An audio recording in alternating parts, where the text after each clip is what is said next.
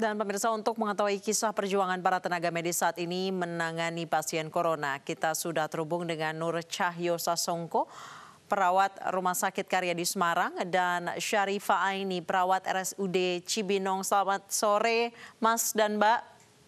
Selamat sore. Selamat sore, Bu. Baik. Saya ke Mbaknya terlebih dahulu, Mbak. Sudah berapa lama, Mbak, menangani pasien corona, Mbak? Saya sejak tanggal 7 Maret 2020, Bu. Nggak pulang tuh, Mbak? Dari tanggal 7. Tempat pulang, tapi beberapa teman saya sudah hampir sebulan lebih tinggal di Wisma. Baik. Di asrama di Mbaknya, belakang rumah sakit, ya. Mbak Syarifah, Iya. sudah berapa lama tidak pulang?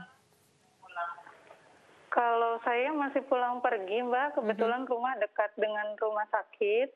Tapi kalau sebagian besar di teman-teman saya di ruangan sudah tidak pulang kurang lebih 1 bulan lebih, Mbak.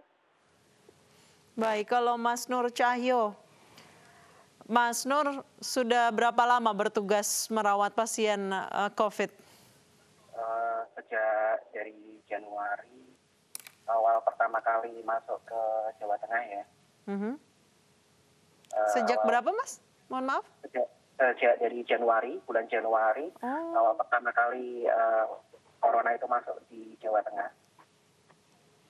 Baik, Jadi, sejak itu juga Mas Nur Cahyo nggak pulang, Mas? kalau saya pribadi kebetulan karena rumah juga dekat, itu jadi sering pulang ke rumah.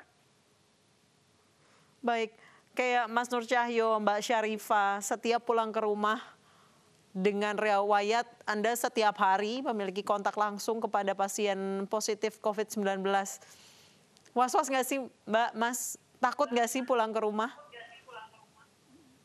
Ya, kalau saya pribadi sebenarnya rasa takut dan kecemasan itu pasti ada, dan apalagi relatif sangat tinggi sekali ya.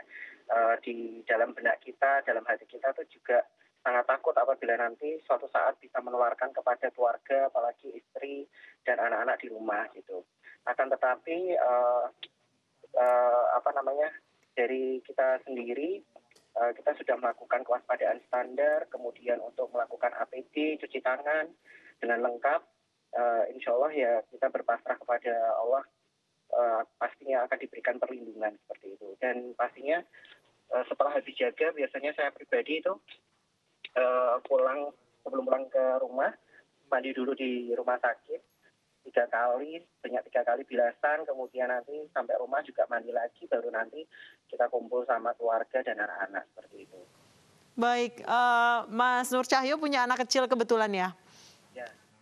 Itu pasti khawatir banget, Mas, untuk menyentuh anak Mas setiap hari pulang dari rumah sakit.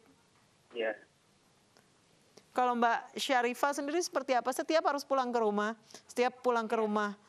Iya, betul. Jadi sama seperti Mas Nur Cahyo tadi, saya kalau sebelum pulang, kebetulan saya dinas di ruang isolasi khusus COVID. Sebelum pulang saya harus mandi dulu, ganti baju, setelah itu baru pulang ke rumah, sampai rumah mandi lagi.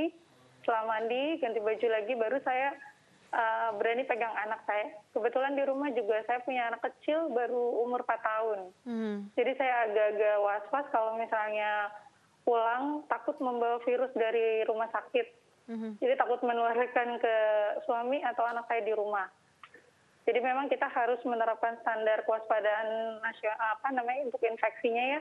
Jadi kita harus menggunakan APD, jangan lupa cuci tangan, jaga selalu kebersihan di rumah sakit, agar kita semua terhindar dari resiko penularan infeksi virus COVID tadi.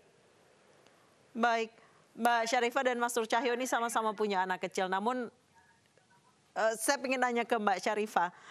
Mbak Syarifah, tadi Anda mengatakan bahwa rumah Anda dekat, begitu juga dengan Mas Nur Cahyo. Lebih berat pulang atau memutuskan untuk tinggal di mes yang telah disediakan?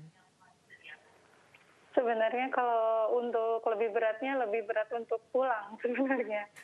Karena khawatir juga kalau misalnya tadi pulang membawa virus dari rumah sakit. Tapi saya berusaha menjaga diri karena di rumah kan anak hanya sama suami. Kalau misal saya tidak pulang, saya khawatir anak saya nanti di rumah tidak terurus gitu. Baik, Jadi saya lebih memilih pulang. setiap Mbak Syarifah mau pulang ke rumah, Iya. membayangkan yang apa pikiran paling mengerikan yang pernah Mbak Syarifah bayangkan? Yang paling mengerikan itu saya ya tadi membawa virus dari rumah sakit, khawatir saya juga tertular.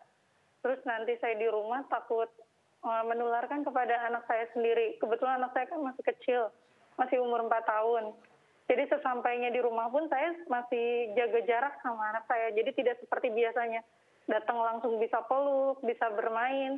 Tapi saya lebih jaga jarak, maksudnya lebih ya sudah lebih banyak sama ayahnya daripada sama saya sendiri. Jadi saya sampai di rumah pun saya masih membatasi jarak dengan anak saya gitu. Jadi gimana begitu beratnya saya yang setiap hari begitu dekat dengan anak, tidur sama anak. Tapi sekarang saya harus membatasi jarak sama anak saya sendiri. Jadi itu begitu berat banget rasanya gitu Mbak. Tidak bisa bercengkrama seperti biasanya, tidak bisa memberikan kasih sayang sebagai seorang ibu sama anaknya. Tapi saya lebih membatasi diri saya demi keamanan keluarga saya sendiri. Anak Anda Seperti itu, pernah komplain atau protes, Mama kok berubah dan lain sebagainya, pernah Mbak? Sempat, karena saya semenjak COVID ini memang saya sudah jarang diantar sama suami, jarang dijemput sama anak. Jadi anak sempat bilang, Mama kok nggak mau main sama saya lagi, kenapa nggak mau dijemput saya lagi gitu. Jadi sempat bertanya-tanya. Sedih Mbak Syarifah mendengar itu dari anak. Sedih banget Mbak, sedih banget. Karena kita biasa tiap hari bersama kemana-mana gitu. Karena kebetulan baru satu anak saya masih kecil, kemana-mana biasa bersama. Sekarang jadi harus jaga jarak otomatis gitu, nggak boleh dekat-dekat. Baik, saya mau mengajukan pertanyaan yang sama ke Mas Nur Cahyo, tapi kita harus jeda iklan terlebih dahulu. Mbak Syarifah, Mas Nur Cahyo, tahan dulu sambungannya, jangan ditutup dulu sambungan video call-nya. Kami akan kembali usai jeda, tetap bersama kami di iNews Sore.